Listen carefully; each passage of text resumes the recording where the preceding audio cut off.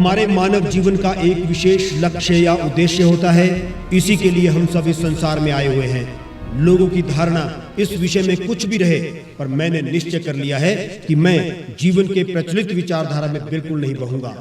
मैं अपनी सूक्ष्म अंतरात्मा में यह अनुभव करता हूं कि इस संसार में मुझे दुख मिले या निराशा, मैं मनुष्यत्व को सार्थक बनाने हेतु सदैव संघर्षशील रहूंगा। मेरे जीवन की समूची शिक्षा और अनुभव ने यह सत्य सिद्धांत दिया है कि पराधीन जाति का तब तक सब कुछ व्यर्थ है जब तक उसका उपयोग स्वाधीनता की सिद्धि में न किया जाए। ऐसे उद्गार नेताजी सुभाष चंद्र बोस के थे, जिन्होंने राष्ट्र सेवा का महान संकल्प लिया था। भारतीय स्वतंत्रता संग्राम के लिए सबसे अहम योगदान इतिहासकार क्रांतिकारी स्वतंत्रता सेनानियों को मानते हैं। यह सत्य है कि बिना क्रांतिकारियों के आजादी संभव न थी। क्रांतिकारियों की उस फौज में एक ऐसे शख्स भी थे जिन्हें लोग नेताजी कहते थे, और वो थे नेताजी सुभाष चंद्र बोस। दबंग व्यक्तित्व के धनी, भारत भूमि के सच्चे सपूत नेताजी सुभाष चंद्र बोस का जन्म 23 जनवरी 1897 को उड़ीसा राज्य के कटक नामक स्थान में एक संपन्न और सुसंस्कृत परिवार में हुआ था। उनके पिता जानकी दास बोस मूलतः 24 परगना पश्चिम बंगाल के निवासी थे।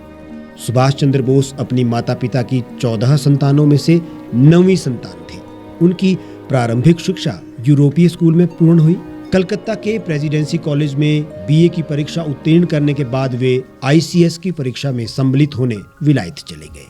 आईसीएस में प्रथम श्रेणी में प्रथम स्थान पर गौरव प्राप्त करने वाले सुभाष चंद्र बोस विलायत में इंडियन मजलिस के साप्ताहिक अधिवेशन में नियमित रूप से जाया करते थे। वहां पर वे भारतीय क्रांतिकारियों के देशभक्तिपूर्ण विचारों को सुना करते थे। सरोजनी नायडू, लोकमान्य तिलक के क्रांतिकारी विचारों को सुनने का प्रभाव ये हुआ कि उन्होंने कलेक्टर, कमिश्नर बनने या अंग्रेज सरकार की सेवा करने के बजाय मातृभूमि का सेवक बनने का संकल्प लिया। बाल्यावस्था में सुभाष जी के आदर्श थे स्वामी विवेकानंद, यतेंद्र दास और देशबंधु चित्तरंजन दास। विलायत से लौटने के बाद सुभाष जी 17 जुलाई 1921 को बंबई में महात्मा गांधी से मिले। देश की आजादी का जुनून उन पर इस कदर चढ़ा कि उन्होंने प्रिंस ऑफ वेल्स की भारत यात्रा का बहिष्कार कर डाला।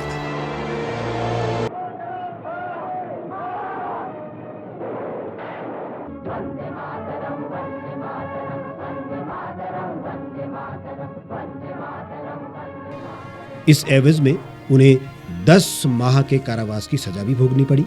अपने क्रांतिकारी आंदोलनों के दौरान वे 1924 में दूसरी बार 2 वर्ष के लिए मंडला जेल भेजे गए।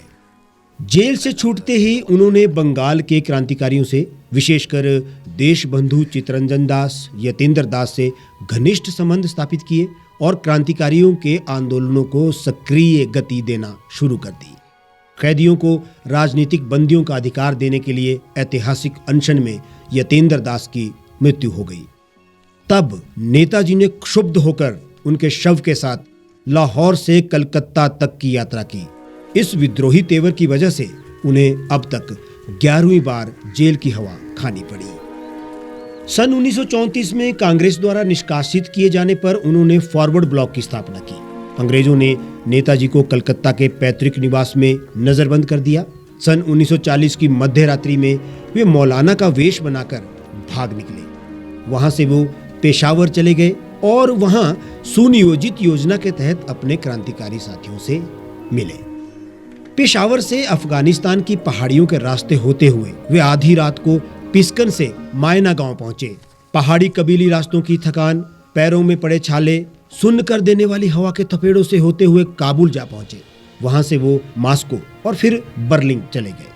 8 जनवरी 1943 को वे जर्मन पनडुब्बी से जापान पहुंचे।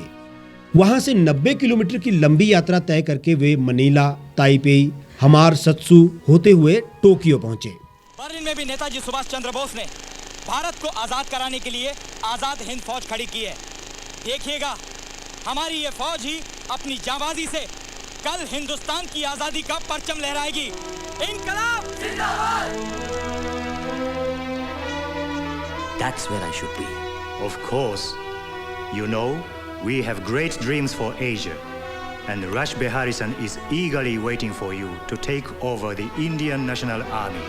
जहां वे जापानी प्रधानमंत्री तोजो से मिले, नेताजी ने जापान में आजाद हिंद फौज का हेडक्वार्टर बना लिया। जापान द्वारा इंग्लैंड के विरुद्ध युद्ध की घोषणा ने उन्हें उत्साहित किया।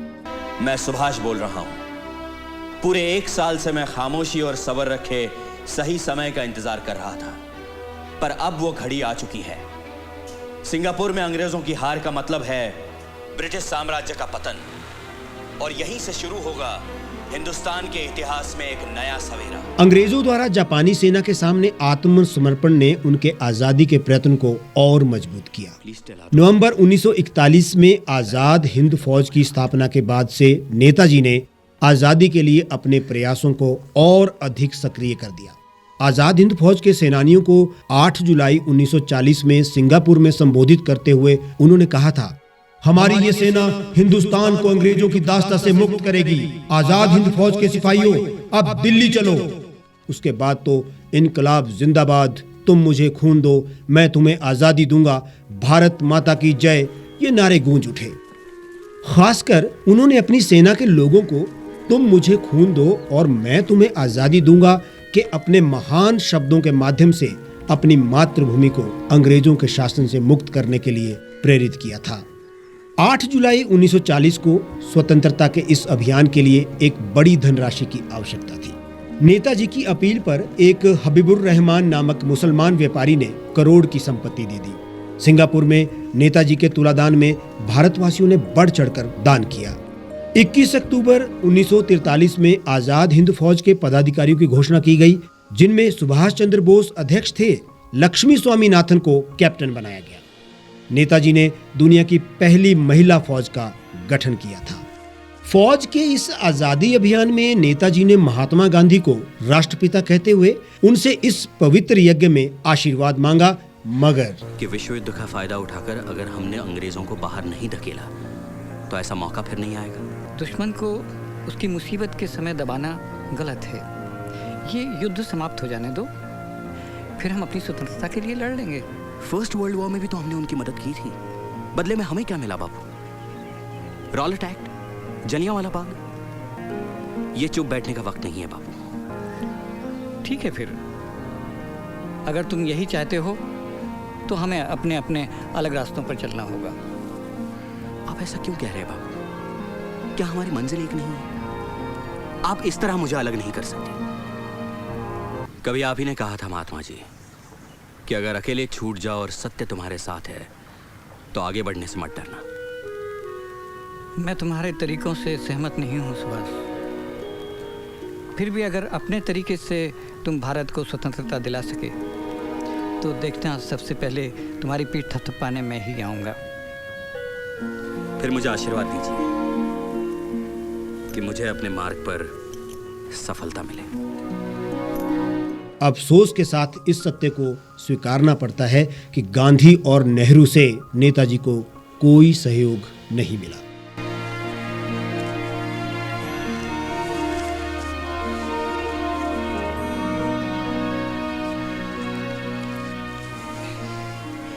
Please tell our daughter that I love her with all my heart. Netaji Subhash Chandra Bose के बारे में वैसे तो अनेक अनसुलझे किस्से हैं, लेकिन उनके बारे में कई ऐसी बातें भी हैं जो हमेशा आने वाली पीढ़ियों के लिए यादगार रहेगी। एक बड़ी बात यह भी थी कि नेताजी सुभाष चंद्र बोस को 1992 में मरणोपरांत भारत रत्न से सम्मानित किया गया, लेकिन ये बाद में वापस ले लिया। दरअसल 1991 में भारत सरकार ने सुभाष चंद्र बोस को भारत रत्न देने की तैयारी की थी। हालांकि सुभाष चंद्र बोस के परिवार ने इस सम्मान को लेने से साफ इनकार कर दिया था। नेताजी के परिवार का कहना था, सम्मान को ग्रहण करना नेताजी की याद को कम आंकना होगा। सुभाष चंद्र बोस को भारत रत्न सम्मान देने की भारत सरकार की योजना के बारे में बहुत बाद में पता चला। नेताजी से संबंधित कुछ फाइलों के सरकार द्वारा डीक्लासिफाई करने के बाद जानकारी मिली कि 1991 में पीवी नरसिम्हा राव की सरकार ने सुभाष चंद्र बोस को मरणोपरांत भारत रत्न देने का फैसला किया था। इसके अलावा जापान और जर्मनी की सहायता से उन्होंने अंग्रेजों के विरुद्ध लड़ने के लिए एक सेना का गठन किया, जिसका नाम उन्होंने आजाद हिंद फौज रखा। ये भी एक रोचक जानकारी है। कुछ ही दिनों में उनकी सेना ने भारत के अंडमान निकोबार द्वीप समूह पर नागालैंड और मणिपुर में भी आजादी का झंडा लहराया।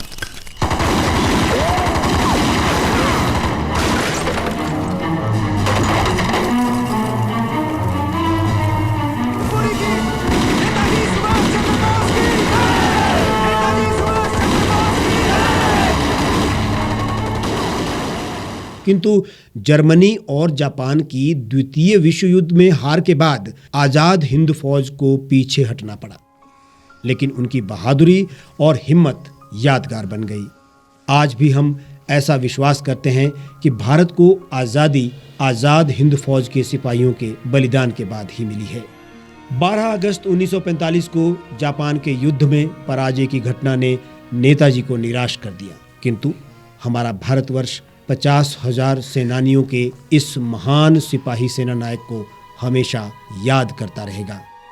21 अगस्त 1945 में दिल्ली रेडियो ने नेताजी की मृत्यु की खबर सुनाई कि उनका विमान फार्मोसा द्वीप के ताइहोक नामक स्थान पर दुर्घटनाग्रस्त हो गया है।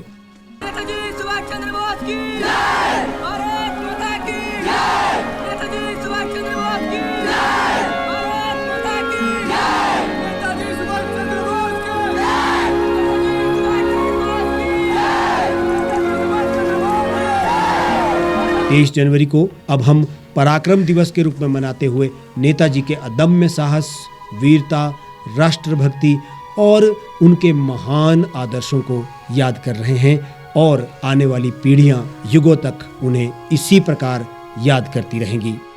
आजादी के लिए खून मांगने वाला शख्स भारत जिंदाबाद के लिए अमर हो गया।